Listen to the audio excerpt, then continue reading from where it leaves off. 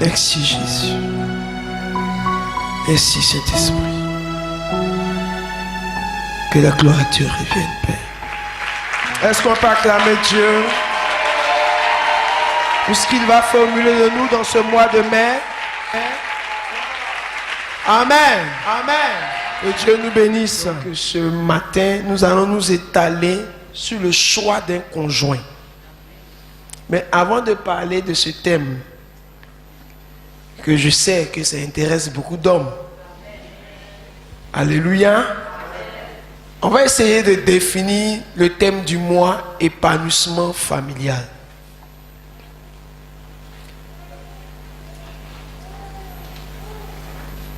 C'est bon? C'est bon? Que Dieu bénisse sa parole au milieu de nous et que sa présence nous fasse du bien au nom de Jésus. L'épanouissement familial. Chacun de nous doit savoir que la famille est la clé du bonheur. Dis Amen. Amen. La famille est la clé du bonheur. Donc, essayons de définir épanouissement. Quand on parle de épanouissement, c'est le fait de s'épanouir.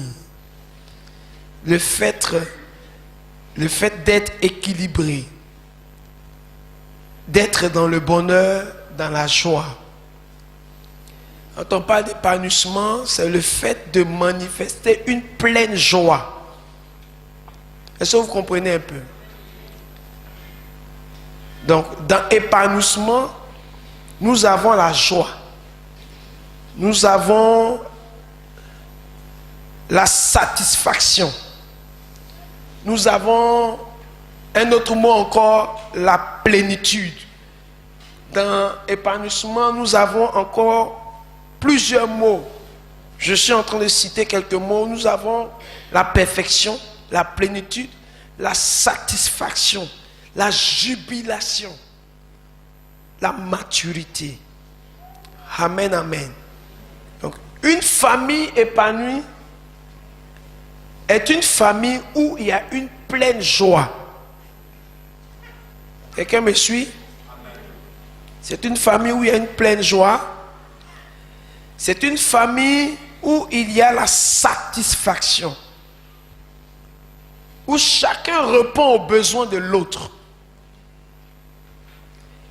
Une famille épanouie, c'est une famille où il y a la maturité. Chacun est conscient de ses engagements et de ses responsabilités. Chacun agit avec sagesse. Quatrième point, une famille où il y a, une famille épanouie, c'est une famille où il y a l'harmonie. Il y a l'harmonie, il y a l'entente. Amen. Tous se sentent en sécurité dans la maison. Cette maison devient un abri, un oasis pour tous, c'est-à-dire un lieu de repos pour tous. Les membres de la famille ont soif même de se retrouver à cet endroit-là. Amen. Parce que c'est pour eux un lieu de repos, un lieu de bonheur. Et dans cette famille épanouie, vous allez constater qu'il y a la réussite dans les projets. Parce que tout va bien. Alléluia. Et vous allez constater que chacun est bien dans sa peau. Chacun est bien dans son corps.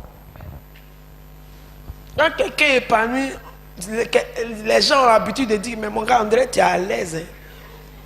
C'est vrai ou c'est faux? Son esprit est dégagé.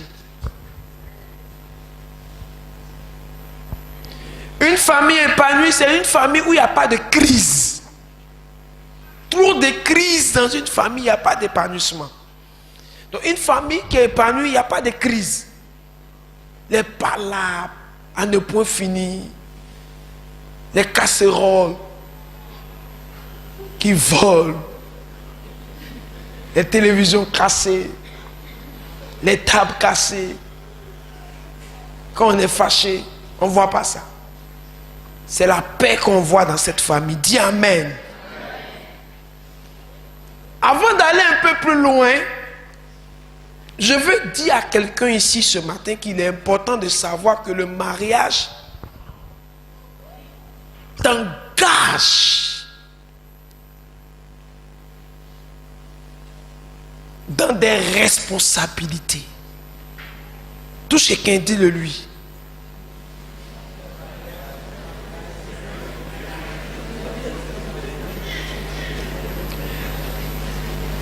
Tous veulent se marier,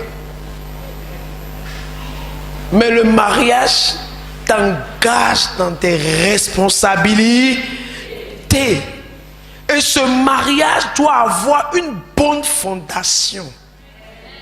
Alors il faut se préparer à cela.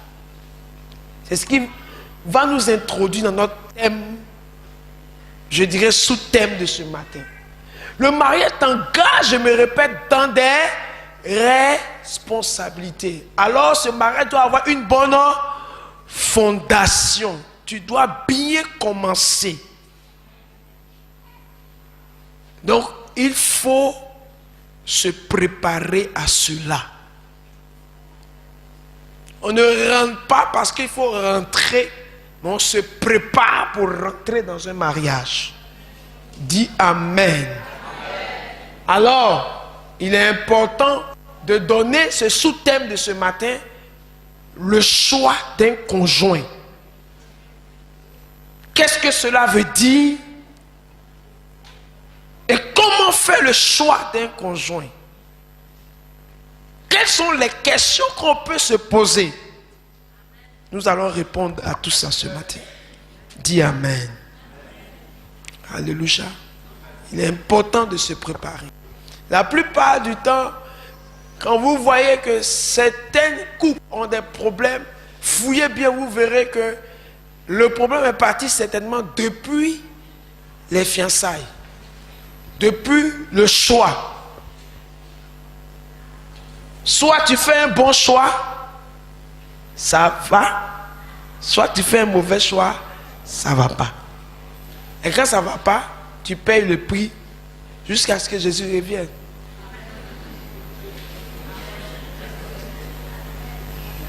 Ou bien, c'est pourquoi il est important de prier et de faire un bon choix. Alléluia. Alléluia. Quand les gens font un mauvais choix, s'ils se sont mariés dans une église X et que ça ne va pas, ils quittent l'église X, ils vont ailleurs où on ne les connaît pas, là ils divorcent. Et puis ils se remarient. Vous n'avez jamais vu ça? Parce qu'ils savent que s'ils sont dans l'église où ils sont, on ne va jamais accepter qu'ils divorcent. Donc ils vont ailleurs, on ne les connaît pas, ni vu ni connu, chacun divorce, chacun se remarie. Et puis, bon, basta. Amen. Ma prière, c'est qu'au sortir de cet enseignement, chacun fasse un bon choix. Amen. Maintenant, si tu constates que tu es déjà marié, que tu n'as pas fait le bon choix, assume. Amen. Quel est moi? Alléluia.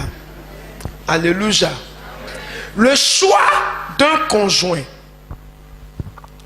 Définissons le mot choix. Un choix est le fait de choisir simplement. Est le fait de sélectionner. Un choix, c'est la préférence. Je préfère. Un choix, c'est un goût. Un choix, c'est une convenance. Ça me convient. Amen. Donc,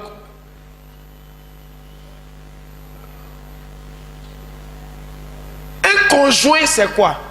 C'est simplement un époux. C'est bon? Donc, un conjoint, c'est certainement un époux. C'est-à-dire une personne jointe à une autre par le mariage. Un conjoint, c'est un partenaire. Le choix d'un conjoint, c'est le fait de choisir un partenaire. En hébreu, nous avons Bachar, B-A-C-H-A-R, qui veut dire choisi. Élie décider. Bachar. B-A-C-H-A-R. Ça veut dire choisi. Ça veut dire élire, décider. Donc nous pouvons dire simplement que choisir un partenaire est une décision alors que l'on prend. Qui me suit? Choisir un partenaire, c'est une décision parce que Bacha, ce mot hébreu veut dire quoi? Décider, choisir, élire, décider. Donc quand on fait un choix, c'est une décision qu'on prend. Un choix, c'est le pouvoir de décider. Amen, amen. Vous voyez comment on peut définir la chose? Donc faire un choix, c'est le pouvoir de décider. Je décide. De marier à quelqu'un, c'est une décision que tu prends. Qui me comprend ce matin? C'est une décision. Il y a beaucoup de femmes. Il y a beaucoup de garçons. Ou d'hommes, si tu veux. Mais parmi ces milliers de personnes, tu as décidé de marcher avec telle personne. C'est vrai ou c'est faux? C'est vrai ou c'est faux? On va prêcher ensemble ce matin. C'est une décision. Oui, mais ça tu as décidé, non? Décider de marcher avec ta femme. Voilà, c'est une décision. Une décision volontaire. On ne l'a pas obligé. C'est un grand monsieur. Il a réfléchi. Il dit, moi, j'ai décidé de marcher avec elle. Je marche avec elle. Et tu assumes ta décision jusqu'au bout. Dis-moi amen fort. Il faut qu'on se comprenne sur cette base, on va avancer. Qui comprend ce que je suis en train de dire? C'est une décision. Alléluia. Nous allons comprendre comment prendre cette décision. Quels sont les éléments à considérer pour le choix d'un conjoint? Quand ces femmes ont dit quoi? Une conjointe. Donc, quand j'ai dit conjoint, un conjoint, si tu es femme, il faut voir, toi c'est conjointe. Si c'est un homme, on dit c'est quoi? Conjoint. Voilà. Donc, quels sont les éléments à considérer pour le choix d'un conjoint ou d'une conjointe? Donc, prenez vos Bibles dans Genèse, chapitre 24. Le premier verset.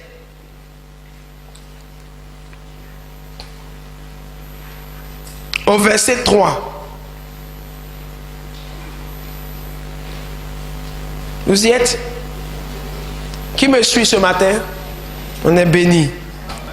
Abraham était vieux, avancé en âge, et l'Éternel avait béni Abraham en toutes choses. Abraham dit à son serviteur, le plus ancien de sa maison, l'intendant de tous ses biens, mais je te prie ta main sous ma cuisse et je te ferai jurer par l'Éternel, le Dieu du ciel et le Dieu de la terre, de ne pas prendre pour mon fils une femme parmi les filles des Cananéens au milieu desquelles j'habite. Allons au verset 4. Mais d'aller dans mon pays et dans ma patrie, prends une femme pour mon fils Isaac. Que Dieu bénisse sa parole. Qui suit ce que je dis? Alléluia. Dans le choix du conjoint, écoutez-moi très bien avant de donner le premier élément à considérer pour prendre ta décision, pour faire ton choix. J'aimerais dire ceci. Dans le choix du conjoint ou de la conjointe, la maturité permet de privilégier les éléments les plus importants qui sont. Dans le choix du conjoint, la maturité permet de privilégier certains éléments qui sont très importants. À cause de la maturité, tu ne vas pas privilégier les éléments qui ne sont pas importants, mais tu vas privilégier ce qui est important. Le premier élément qui est important, c'est le caractère.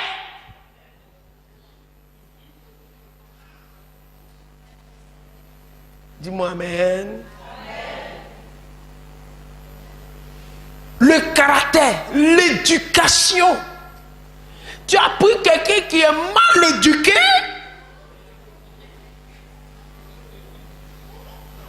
Il faut savoir la suite.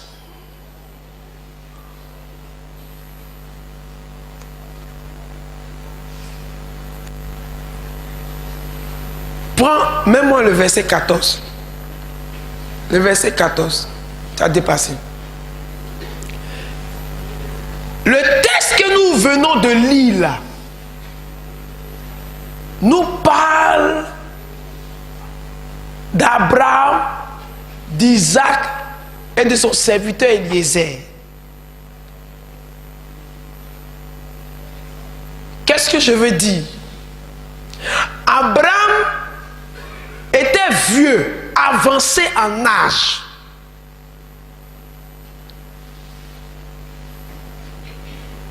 Dans le souci de trouver une bonne femme pour son fils, il va demander à son serviteur le plus vieux, l'ancien de la maison, qui connaît beaucoup de choses. Il va lui demander d'aller prendre une femme pour lui, pas au milieu des Cananéens, dans le pays dans lequel ils habitent, mais d'aller dans la patrie, dans le pays, dans la patrie d'Abraham lui-même, pour prendre une femme pour son fils, parce que c'était le fils selon la promesse. Dis amen. Il ne devait pas avoir n'importe quelle femme. Quelqu'un me suit ce matin? Alors il fait jurer Eliezer, son serviteur le plus ancien. Le serviteur le plus ancien jure. Il finit de jurer. Il obéit. Il prend des chameaux. Il prend au moins 10 chameaux. Il prend des présents. Parce qu'il avait dit Dieu avait béni Abraham. Il prend la dot. Il prend tout ce qu'il faut. Et il s'en va. Quelque part où même il ne connaît pas. Mais Abraham a dit à son serviteur, le Dieu que je sais, qui a été toujours avec moi, enverra son ange devant de toi. Et Eliezer est parti. Mais quand Eliezer est parti, il faisait soir. Quand il est arrivé au puits, dans la patrie d'Abraham, il savait que à cette heure-là, les jeunes filles, travailleuses, braves, qui avaient pour habitude de venir puiser de l'eau au puits, elles vont venir au puits. Donc il s'est mis au puits pour voir qui allait être le lu d'Isaac. Dis amen. Mais il va donner des critères dans sa prière. Il va dire, Seigneur, il faut faire réussir ma mission. Dieu d'Abraham, fais réussir ma mission. Donne-moi de trouver faveur à tes yeux. Permets que celle qui viendra au puits, à qui je dirai, donne-moi de l'eau à boire, me donne l'eau à boire, et en plus qu'elle fasse ce que je ne lui aurais pas demandé, qu'elle donne aussi de l'eau à boire à mes chameaux. Voici le critère de sélection que Eliezer demande à l'Éternel dans sa prière. Dieu étant d'accord avec ce critère, va honorer la parole d'Eliezer. Il n'a pas dit la fille qui va venir puiser l'eau.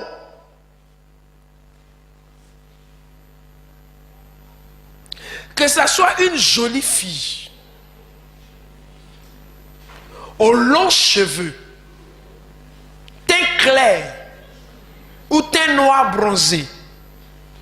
Il n'a pas dit tous ces teints, il n'a pas dit qu'elle soit grande. Il n'a pas dit tout ça. Qu'elle soit grosse ou qu'elle soit mince. Il n'a pas dit tout ça. Il dit celle à qui je vais demander de l'eau à boire, qu'elle me donne l'eau à boire et qu'elle fasse plus, qu'elle fasse ce que je ne lui aurais pas demandé. Je veux une fille qui peut se surpasser. Je veux une fille qui a un bon cœur. Je veux une fille qui aime les gens, qui est généreuse, qui sait recevoir. Elle n'a jamais vu Eliezer. Elle est partie puiser l'eau, il fait soir. Imaginez, elle donne de l'eau à Eliezer, elle donne de l'eau à 10 chameaux. Un chameau boit combien? Il a déjà prêché ça ici. Combien? 100 litres. Multiplié par 10. Elle a donné de l'eau. Elle n'avait pas une barrique pour faire tomber dans le puits pour faire sortir.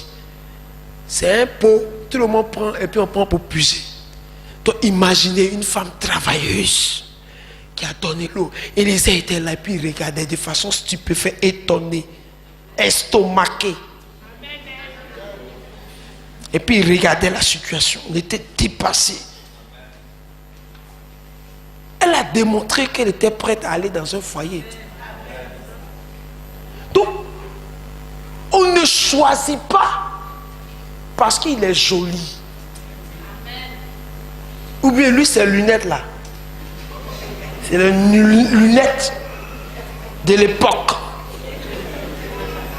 Lunettes là, ça peut se casser. Et si c'est ça que tu as aimé, tu as fait comment?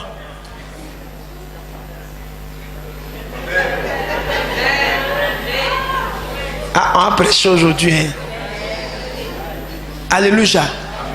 Donc, dans le choix du conjoint, la maturité permet de privilégier les éléments très importants qui sont, premièrement, le caractère et l'éducation. On voit que Rebecca est bien éduquée. Et c'est recevoir, elle sait parler aux gens. Elle est bien éduquée. Elle n'est pas mal éduquée. Si elle était mal éduquée, elle a dit Eliezer, regardez. Il te connaît où? Voilà cela. Puis soi-même. C'est vrai ou c'est faux? Ou bien elle ne va pas l'écouter même. Elle va prendre son nom et elle va dire regardez. Toi un vieux comme ça. Qui t'envoie ici? C'est moi qui t'envoie. Et puis elle s'en va. Mais elle n'a pas eu ce caractère-là. Elle était bien éduquée. Tu sens qu'elle était instruite, quoi. Elle a accepté les enseignements de ses parents. Il faut considérer l'attachement aux vraies valeurs. L'attachement aux vraies valeurs. Il faut considérer aussi les origines familiales. Ça, c'est important. On va venir dessus. Donc, dans le choix du conjoint, on ne privilégie pas l'apparence physique. Ou il a beaucoup d'argent, ou ses parents ont beaucoup d'argent, ou par contentement.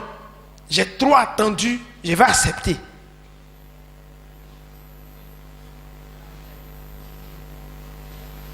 Là, la personne ne veut dire Amen. Ou j'ai trop attendu. On ne privilégie pas ça. Que je vais accepter par contentement. Je vais me contenter. Ou mes parents m'ont obligé à le marier, à la marier. Ou il s'occupe de ma famille. C'est lui qui fait tout. Quand maman était malade, c'est lui qui a soigné ma maman. Mais il te veut, il va soigner sa maman. Mais c'est toi tu le veux. Il ne faut pas privilégier aussi, soit Dieu l'utilise, mais non, quand il prophétise la soeur. Non, quand il prêche. Oh non, quand il parle en langue, tu sais qu'il est spirituel.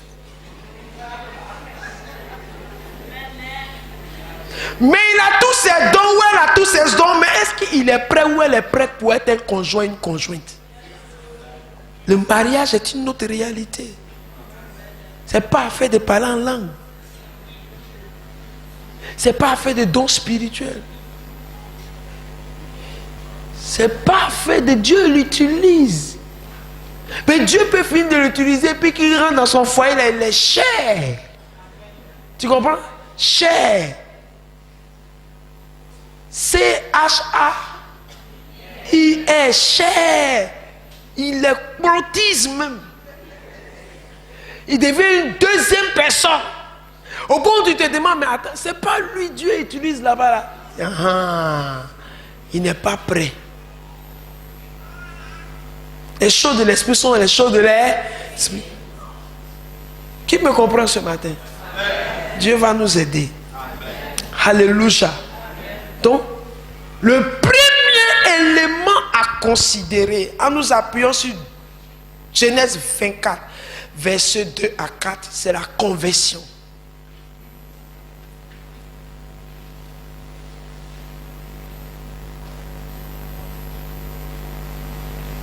Abraham dit à son serviteur le plus ancien de sa maison, l'intendant de tous ses biens, mais je te prie ta main sous ma cuisse. Et je te ferai jurer par l'Éternel, le Dieu du ciel et le Dieu de la terre, de ne pas prendre pour mon fils une femme. De ne pas prendre pour mon fils. Qui me suit? On regarde ici, non? De ne pas prendre pour mon fils une femme parmi les filles des Cananéens au milieu desquelles j'habite. De ne pas prendre pour femme. Alléluia. Mais d'aller dans mon pays, dans ma patrie, prendre une femme pour mon fils. Amen. Dans le cas de figure, ici on n'a pas dit d'aller marier ta soeur. Dis amen. Amen. Ici quand on dit d'aller dans ma patrie, d'aller dans ma famille, nous parlons de la famille chrétienne. Dis amen fort. La famille chrétienne. Il dit, il ne faut pas prendre une femme pour mon fils au milieu des filles cananéennes, au milieu des païens. Mais va dans ma patrie. Alléluia. Les filles cananéennes étaient païennes. Elles vivaient dans le désordre. Elles ne connaissaient pas Dieu. Elles adoraient un autre Dieu. Et le Dieu principal qu'elles adoraient, c'était Baal. L'immoralité sexuelle était leur partage. L'idolâtrie était leur partage. Les sacrifices des enfants étaient leur pratique courante. Eux, ils sacrifiaient leur premier-né à leur Dieu. Est-ce que quelqu'un me suit? Donc, si tu maries un inconverti, il a ses pratiques, tu as tes pratiques. Les Cananéennes, eux là, elles sacrifiaient, ils sacrifiaient leur premier-né à leur Dieu. Nous, en tant qu'enfants de Dieu, dans le cas de figure, par exemple, si c'est Isaac, un Israélite, eux, ils faisaient quoi? Ils ne sacrifiaient pas leur premier-né. La Bible dit, tout ce qui est premier appartient à l'Éternel. Mais le premier-né, homme, sera racheté. Quelqu'un me suit? Il sera racheté. Si c'est le premier-né des brebis, on offre ça à Dieu en souvenir de la délivrance que Dieu avait accomplie en Égypte en tuant tous les premiers-nés de l'Égypte et en gardant, en conservant, en protégeant tous les premiers-nés israélites. À partir de ce moment, Dieu a dit que tout ce qui est premier-né en Israël m'appartient. Mais les premiers-nés, hommes, pouvaient être rachetés. On ne les sacrifiait pas. Du coup, les pratiques des Cananéennes et les pratiques des Israélites, c'était... Il y a une différence. Est-ce que quelqu'un me suit? Est-ce que vous me comprenez? Vous pouvez voir le rachat des premiers-nés de l'homme parmi les fils dans Exode chapitre 13, le verset 13 à 15. Donc faites attention à vos choix. Parce que le choix que tu fais va déterminer la suite. Donc le premier élément à considérer, il faut faire quoi? Il faut que la personne soit convertie. Dis amen. Et si tu as pris un païen Il faut savoir qu'il va mettre sougrou dans la maison. Il va me couper décalé. Il va aller boire. Il va venir vomir dans le matelas. Tu dois assumer. Non, ça c'est la vérité. Tu dois faire quoi? Assumer. Il va même musique. Mapuka. Les enfants vont danser. Si tu parles, dis, oh laisse mon enfant. Dieu. Mapoupé, danse. Et puis les deux dansent. Tu es fâché. Tu es fâché pour aller où? C'est ton choix. Quand tu dis non, la Bible dit quoi? Dieu. Toi-même, depuis là même, tu vas à l'église. Dieu a fait quoi? Il a fait quoi? Oh, il faut laisser ça. Il y a problème parce qu'il est païen. Toi, tu es quoi? Vous ne marchez pas dans la même direction. Lorsque l'homme et la femme sont véritablement convertis, la crainte de l'Éternel anime leur cœur. Alléluia. Faites attention au choix. Et puis aussi, quand tu choisis quelqu'un où vous n'avez pas la même doctrine, eux ils utilisent temps. Il ne veut pas dire, toi tu utilises temps. Il peut avoir problème. Vous ne priez pas la même chose. Lui il s'abaisse, il fait comme ça. Toi tu te mets à genoux. Ce n'est pas la même chose. Vous faites comment? Il y en a qui disent qu'ils vont prendre et puis ils vont convertir la personne. Tu es le Saint-Esprit.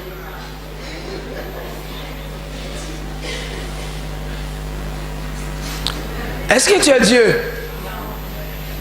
Aucun être humain ne peut changer un autre être humain. C'est le Saint-Esprit seul. Et vous allez voir que généralement ceux-là, quand ils viennent là, ils font semblant d'être, mais ils ne sont pas convertis. Ils ont un but. Tu es mariable, il te marie. Et après, sa véritable nature sort.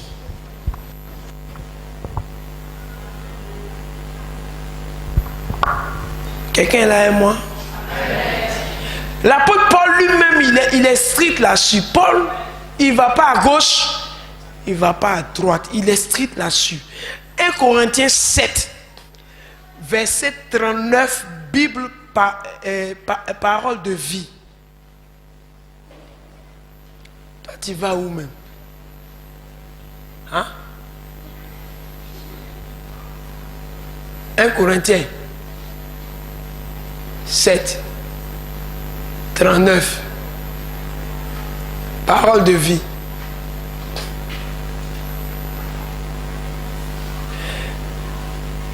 La femme reste liée à son mari pendant tout le temps qu'il vit. Qui a compris ça? La femme reste liée à son mari pendant tout le temps qu'il fait, il fait quoi? Et ça, les gens commencent à tuer les gens. Soyez délivrés. Si son mari meurt, s'il meurt naturellement, il n'a pas dit si vous le tuez, s'il meurt, elle est libre de se marier avec l'homme qu'elle veut. Mais à une condition, nous tous on voit ça ici. Cet homme doit être Cet homme doit être On a mis un converti ici. Créé. Tout est dans la Bible. Même l'enfant me met d'accord, il dit chrétien. Cet homme doit être quoi? Chrétien. On se marie dans le Seigneur. Même Adam et Ève se sont mariés dans le Seigneur Abraham. Dieu était présent.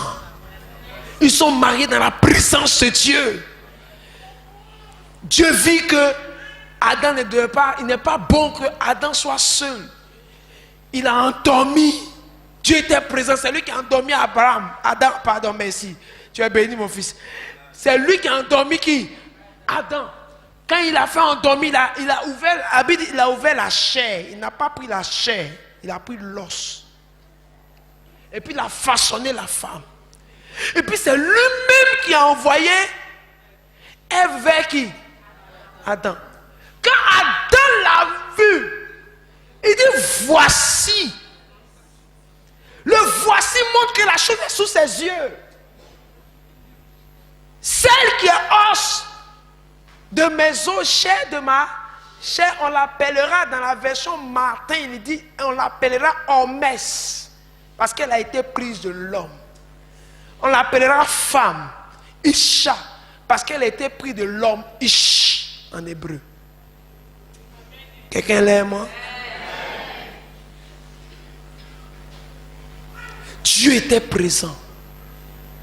Le jardin d'Éden, la présence de Dieu était là.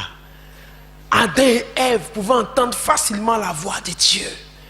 C'est dans la présence de Dieu que Adam a choisi, il a accepté, il a marié sa femme Ève. Ton choix doit être dans le Seigneur. Qui est là et moi? Dis, les frères chrétiens aussi, depuis, ils ne nous regardent pas. Il va te regarder. Tu es la corde de quelqu'un. Tu es la corde de quelqu'un. Ou bien tu n'es pas la corde de quelqu'un. Tu es la corde de quelqu'un. Dans Louis II, il a dit seulement que ce soit dans le Seigneur. 2 Corinthiens 6, verset 14. Bible Semeur dit, ne vous mettez pas avec des incroyants sous un joug qui n'est pas celui du Seigneur. Ne vous mettez pas avec des incroyants sous un joug qui n'est pas celui du Seigneur. Ne vous mettez pas avec les infidèles sous un joug étranger. Car quel rapport y a-t-il entre la justice et l'iniquité? Ou qu'y a-t-il de commun entre la lumière et les ténèbres? Il n'y a rien de commun entre la lumière et les ténèbres. Donc il faut être assuré que ton futur conjoint soit vraiment né de nouveau. Il doit avoir Christ dans son cœur. Généralement, même quand quelqu'un vient de se convertir maintenant, qui cherche à se marier, il faut qu'on dise à la personne là sincèrement que mon gars, il faut t'enraciner un peu dans le Seigneur. Amen. Tu es pressé, tu vas où? Généralement même, quand il s'est converti vite, comme ça qu'il a vu quelqu'un. Il me convertit, moi ça va m'accepter. Et puis il est là. Il faut que tu t'enracines un peu. Que tu aies des racines. Alléluia. Alléluia. Qui est là et moi? J'espère que jusqu'à la fin tu seras d'accord avec moi.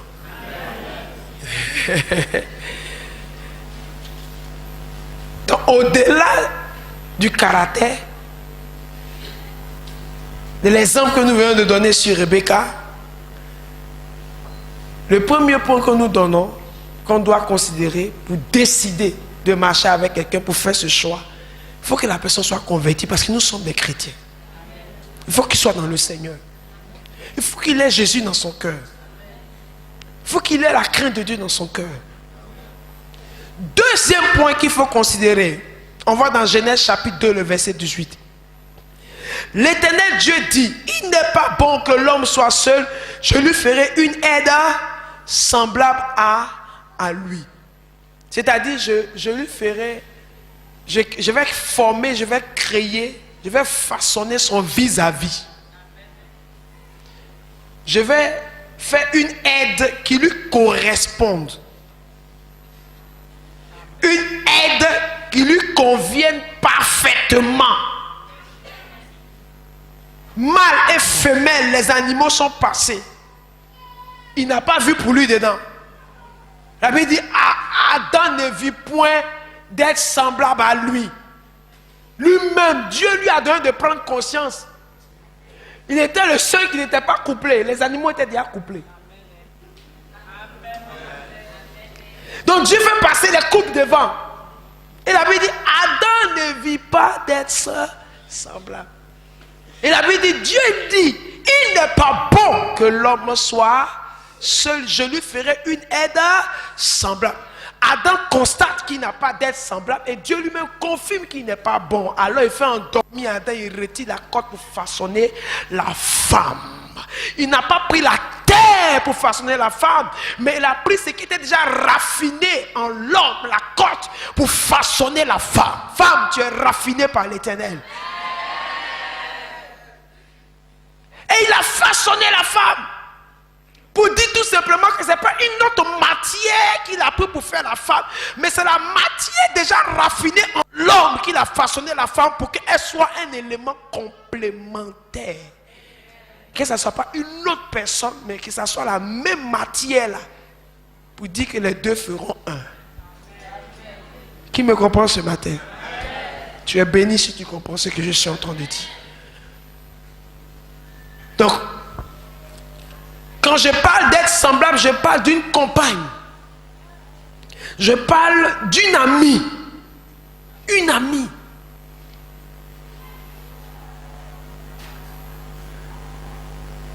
Dans le choix d'un conjoint, l'homme et la femme doivent avoir des points communs. On dit être semblable. Des points communs. Est-ce qu'il y a des points communs qui les amènent à regarder dans la même direction? Parce qu'on parle de être semblable. Donc il y a forcément un point commun. Ils peuvent ne pas voir tous les points en commun, mais il y a des choses quand même qui doivent les amener à regarder dans la même direction. Tu choisis quelqu'un ou tu veux marcher avec quelqu'un, vos idées sont différentes.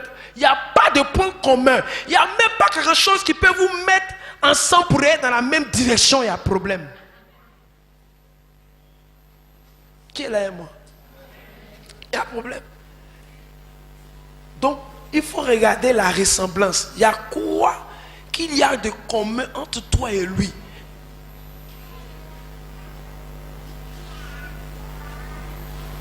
Dis Amen.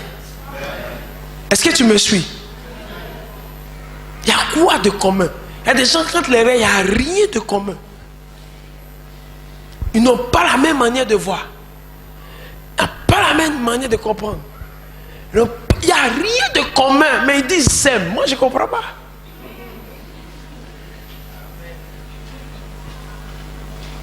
Il y a quelque chose que je ne comprends pas. Vous aimez comment? Il n'y a rien. Il n'y a pas de ressemblance. Il y a des gens, même quand le lien est fort, même que ça s'accorde là, quand ils regardent, mais il y a des traits de ressemblance. C'est vrai ou c'est faux? Il y a des traits de... Mon gars, on n'est pas bien vu, hein, vous ressemblez. Hein? Dis, et puis il va te dire, oui, c'est ma côte.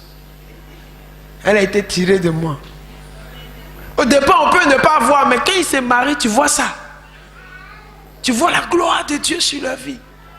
Ils deviennent jolis comme ça. Le nez qui était un peu froissé, bien tiré. Le visage, la peau du visage qui était un peu froissée, s'est tirée parce qu'il est épanoui maintenant, il est épanoui maintenant. Le but est atteint. Alléluia. Est-ce que quelqu'un me suit? Qui m'écoute? Mais il faut bien suivre ce message-là. Il ne faut pas que tu te trompes. Si tu n'as pas encore fait le choix, il ne faut pas que tu te trompes. Est-ce qu'il y a des points de ressemblance qui vont vous amener à aller dans la même direction? S'il n'y a rien du tout, il faut te revoir. Revoyez-vous, votre affaire là, revoyez-vous. Allez chercher ailleurs. Revoyez-vous. Il faut avoir l'amour vrai et ne pas se baser sur l'apparence. Ton choix doit être l'amour. Dans l'amour, il y a l'attachement de l'âme. Ne pas confondre appréciation et amour. Je l'apprécie. Et puis je l'aime. Ce n'est pas la même chose.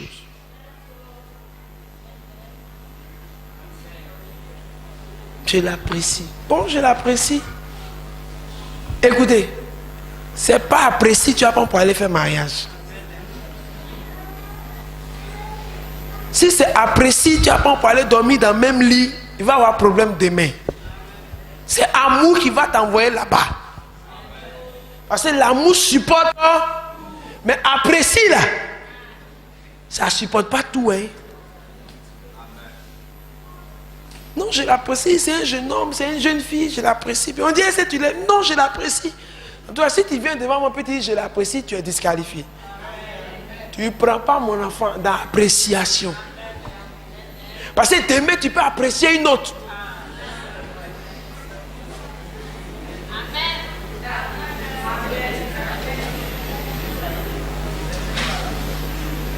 Mais quand l'amour est sincère que tu aimes là, vrai amour là, c'est caché dans les profondeurs de ton être. Personne ne peut te l'enlever. Donc, quand quelqu'un même en train de te perturber, même dehors, cet amour là revient. Et puis ça te donne la force. Mais si tu apprécies, c'est dangereux. Donc, ne pas confondre appréciation et amour. Ne pas se baser sur l'attraction physique et les belles paroles. Il y a des beaux parleurs, non. Il connaît la langue de Molière. On t'a jamais dit ça. Le problème de beaucoup de jeunes filles, c'est qu'à la maison, souvent, il y a des problèmes. Et puis, on n'a pas eu l'habitude de les apprécier. Et voilà quelqu'un qui commence à les apprécier. Tu es belle. Tu es la fleur de ma vie. Je veux faire ma vie avec toi. Sans toi, je ne peux pas vivre. Je ne dors plus depuis que je t'ai connu. Mon sommeil est entrecoupé. Tu dis, hé, toi à cause de moi, quelqu'un ne dort pas. Hé, Seigneur, il m'aime. C'est fini. Sa tête est mélange. Sa maman lui parle. Elle dit, papa parle. Grand frère parle. Dit, est-ce que vous m'avez déjà dit je t'aime ici? Quelqu'un ne dort pas à cause de moi. Ah, arrêtez ça. On dit tu veux? Il dit oui.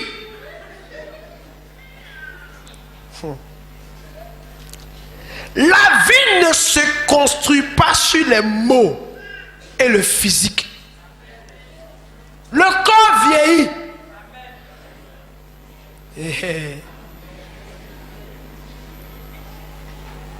Joli que tu vois ici là. Dans 10 ans, ça a vieilli.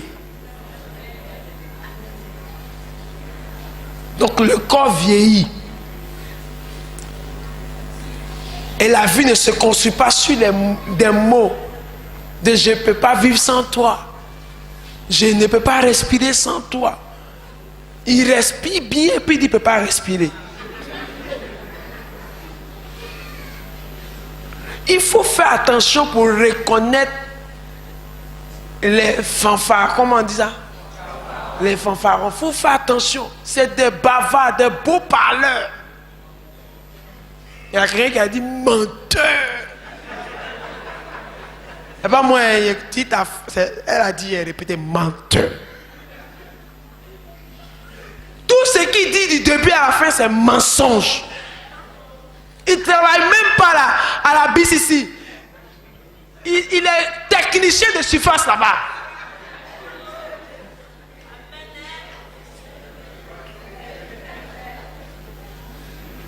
Et puis il te ment. Pour dire lui, il est le sous-directeur.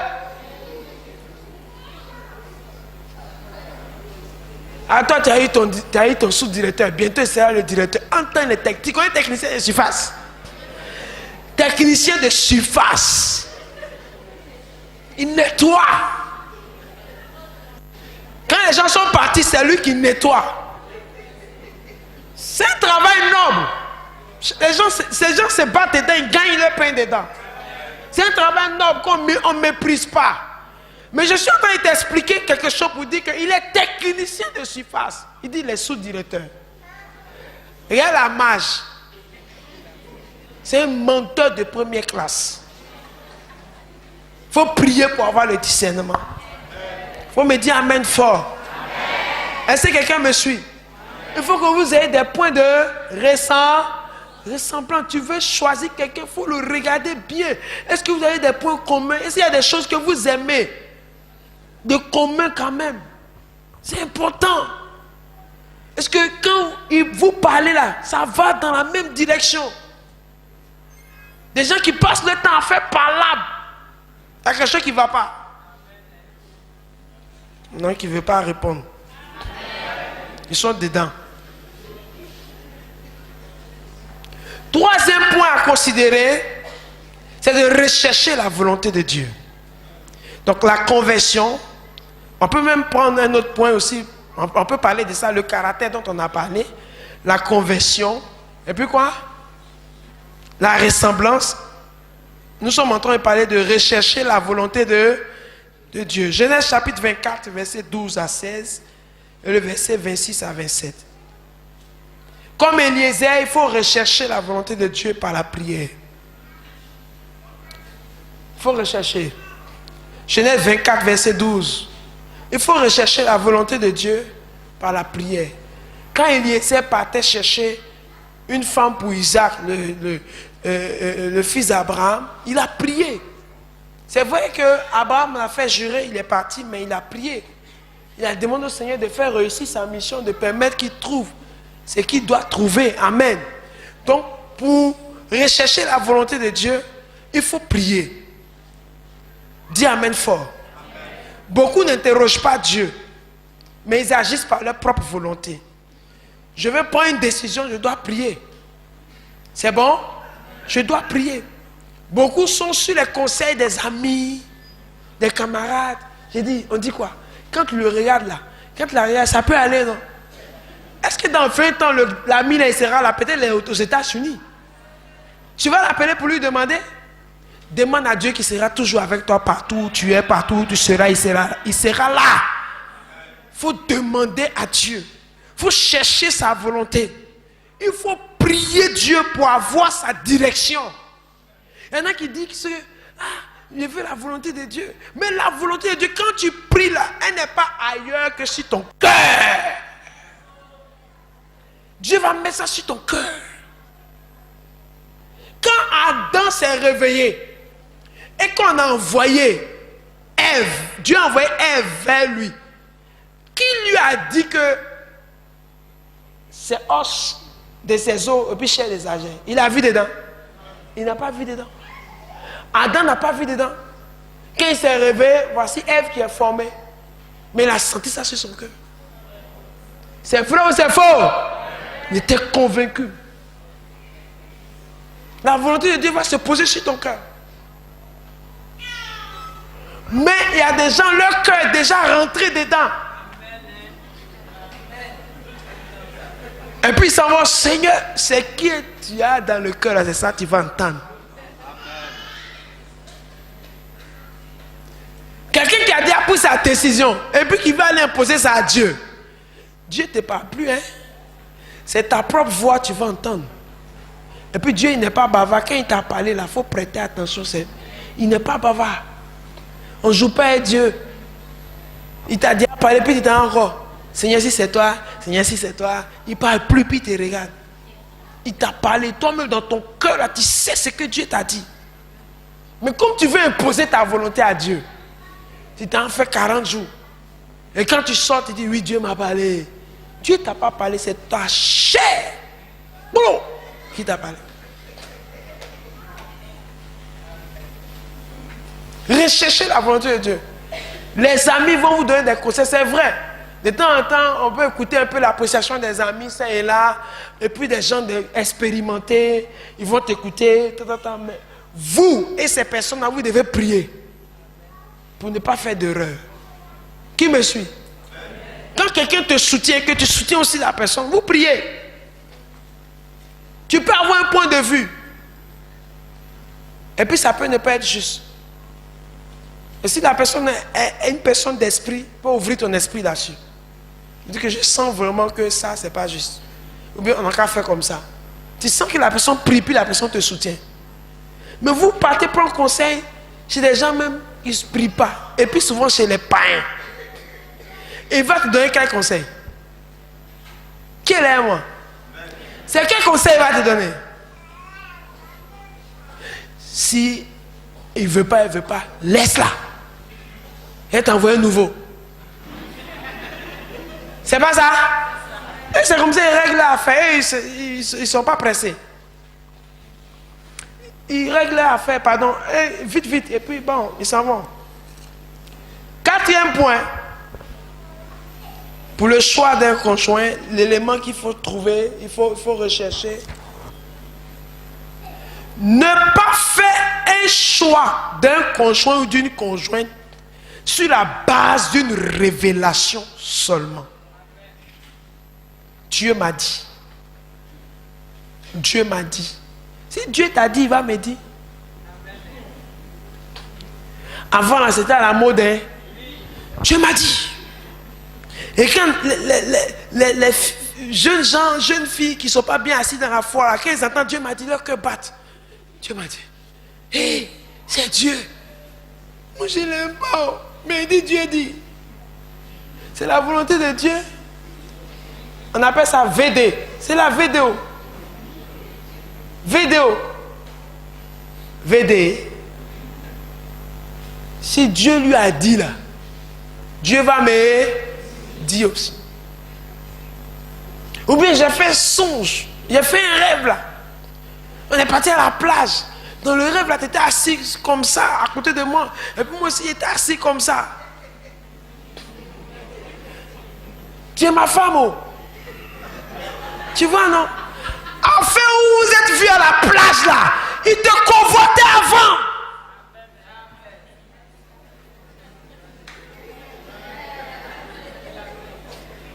Il a démontré ça. Il faut me suivre, il a démontré ça tout de suite. C'est sa convoitise. Et puis il a vu ça en rêve. Si quelqu'un vient et puis dit que Dieu lui a parlé, puis tu lui demandes c'est comment. Et puis il dit vous êtes retrouvés à la plage. Toi tu étais en serviette, en maillot de bain. Puis lui aussi était en maillot de bain. Il faut le lier, lui et son songe. C'est sa convoitise. Faites attention. Éprouvez vos rêves. Il faut avoir le discernement. Il y a des rêves qui naissent par multitude de réflexions.